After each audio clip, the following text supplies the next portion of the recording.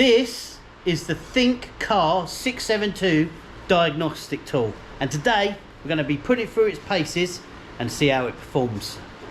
Let's unbox it. Bosh.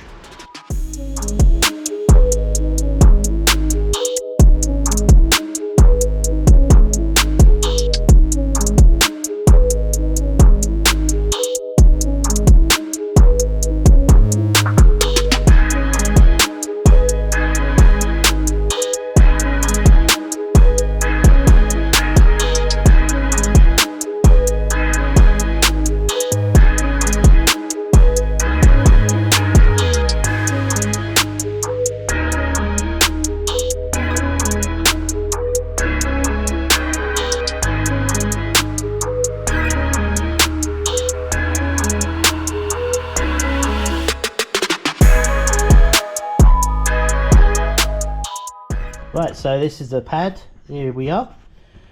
So we've got our little things here. So we've got our VIM, auto search, vehicle identification, diagnostics, quick access for vehicles.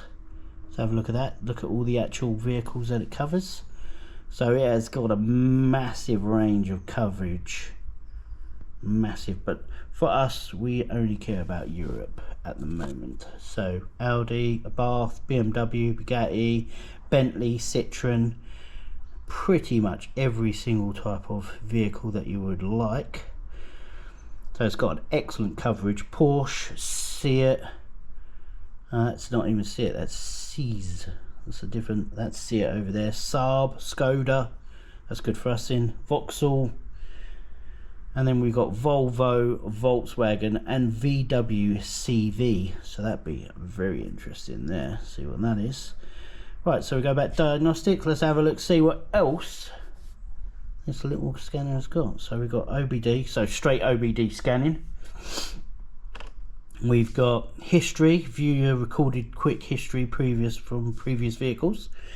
History report, so you can do actual diagnostic reports with it. Next thing, feedback. It's pretty good. And then last but not least, this is what I believe is like a forum type thing, a community that you can actually speak to about problems and actually ask for other people's information. Nice, very good. Right, now let's have a look at maintenance. Maintenance, so all the thing that these pad can do. We've got air fuel ratio reset. We have got ABS bleeding, AFS adaptive front light systems reset, AdBlue reset, air suspension matching, SRS airbags, that's good because we need it's one of the lights that's on the Mini that we're going to go play with in a minute. Battery matching, brake pad reset, very good. So I wonder if this is for rear brake pads. Help replace and reset the brake pads. So it must be. So that must be for if you've got electric rear handbrake to back your pads off and reset the pads. What else we got on there? Electric water pump, stuff like BMWs and stuff. Very clever. There is loads on here. Look at this. DPF regeneration, EGR adaptation, electric throttle adaptation, gear learning, gearbox learning, anti-theft key matching. Very clever. This is, I'm quite impressed with this little thing. Injector coding,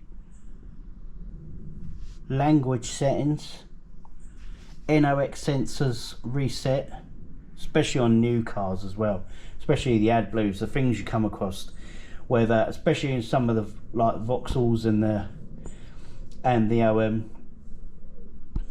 Peugeots, where they have problems when they go into like regeneration, and sometimes what happens is the last NOx sensor reads too much toxic like gases coming through the exhaust, and then it bangs the light on, so you have to reset it all. So that's very good. What else we got? odometer reset. Write and review the kilometer values. Oh, you know what you can do with that. Oil reset. Calibration of chairs. God, it keeps going on as well. What's this one? Steering angle reset. Wicked. Stop and start settings. What else we got? Sunroof initialization. TPFs reset, so tire pressure. What else we got? Transport. So I believe transport mode, that's for putting cars in transport mode. So say if your car is being taken away to be work at a garage, you can set it in the transportation mode, meaning that it won't do more than a very few mile an hour. So it'll only drive at like 15 to 20 mile an hour. So they can't take your car out and go take it for a nice little spin. What else we got? Tyre size adjustment. Window calibration. That is pretty good. What's upgrades about? Vehicle diagnostic software. Download and install the latest versions of diagnostic software to ensure optimization of diagnostic result. Clever. Maintenance software. Download and install the latest versions of the maintenance software to ensure optimal diagnostics. And then this one, application software. So this is all about that, like updating the actual pad itself. And then at the end, what have we got? This is all the actual settings. So we've got settings, we've got online services, operation instructions, OBD fault code and library, coverage list, modules, gadget, remote assistance. So I will say that car's got a nice little coverage range. So I think next thing to do, see how she works. What is the key to the Zimmy? We're plugging into the Zimmy. Let's have a look, shall we? Is the key in the Zimmy? So, OBD. Right there. Let's plug this baby in. Goes that way round, doesn't it? Right, she's in. Bosh. Here we go. So we got the old pad in the old BMW Mini. This is an R30 Mini, 2003, I believe. Right, let's have a look. So enter. Scanning. Got my ignition on. Bosh. So here we go. Right, failed to read VIM. Please select manual. Or can we enter the VIM? Select make. So we are going for Mini.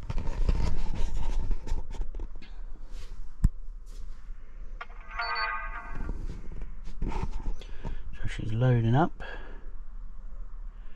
Entering diagnostics. Right, automatic search. Right, so it tells me here vehicle identification mark, which I don't really want to show, mileage and what it is. I'm going to hit the enter button. Bosh. So we're now in health report. Let's have a look. Shows me the voltage up here. Health report. And then she goes. ECM engine control module. So this looks like this is actually doing a full diag scan as well. So this is more than just an OBD scanner. This is actually a full diag, I believe. Let's see what's happened. So let's see if we gain multiple modules. Is it going to just scan the engine control module, or is it going to actually go through the entire car? Oh yes, transmission. So this is, she's doing a full system scan. Very nice. And this is very good value for money, because I believe when I looked, the scanner is actually retails at under £400 as well, which is quite, that's good value for money. Seeing that normally to get a diag like this, you would be, I think my other scanners that can do this cost over £1,000. So So if you could see all the things that this thing is scanning, it's actually like quite impressive. It's doing a massive system scan. So far we've picked up a few codes, and let's wait until she gets to the end. Right, so here we go. Scan is complete. We've got supplementary restraint system on, and then we've got all the other parts. So we've got immobilizer system, ABS, normal instrument cluster, multifunction steering wheel, and so far that's about it. Central body electrics, so that's moaning about brake lights left, tail light left, rain sensor, and information memory. Then up here we've got airbag front passenger stage 2, side airbag. Now let's see about clearing the TDC. Before clearing fault codes, please check if the vehicle has been repaired. We're just going to try clearing it out, see what happens. There we go. Clear fault codes complete. Now let's go back in. Note, after this procedure is finished, there may still be warning lights on or fault codes displayed until the vehicle has been completely road tested. Switch off and switch back on after 10 seconds. So let's have a look. So let's do a quick on and off. Negative, turn it off, turn it back on. See if my airbag light's gone off. Now I've got a flashy airbag light. Oh no, it's gone off altogether. Would you like to end the diagnostic? Yes. So we have succeeded today. We did succeed and turn the light off. It made us go into the actual main software for the airbag and allowed us to reset the actual airbag warning light, which was good. So successful was the Thinkcar scanner today. Done what was asked of it. Let's have a try quickly of the standard OBD scan. Enter. Let's see what happens there. See what comes up. In progress. There we go. So we're going through the normal type of OBD system. I think it's called it on the very first. Nope. On the second.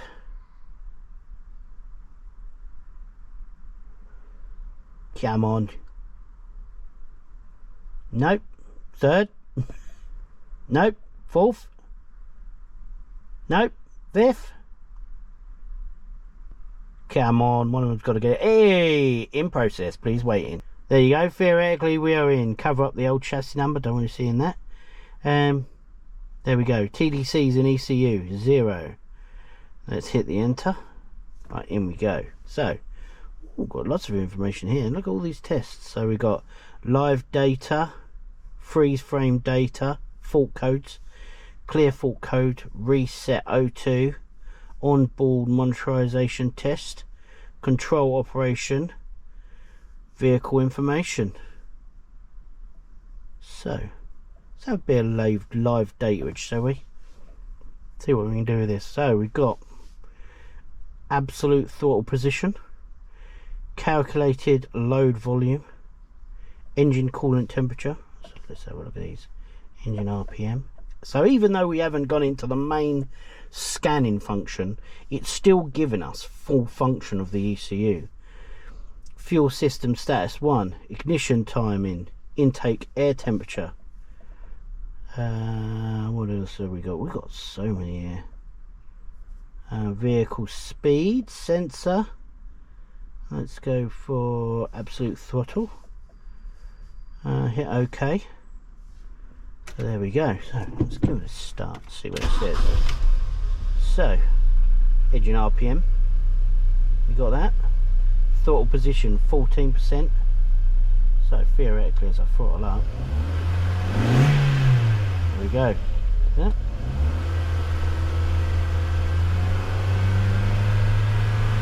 Very clever. Engine temperature, engine RPM,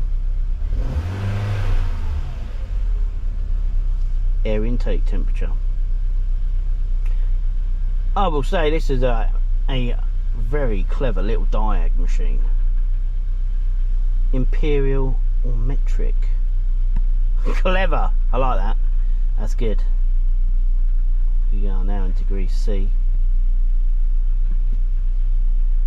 This is I like this little pad. This is a very snazzy little pad.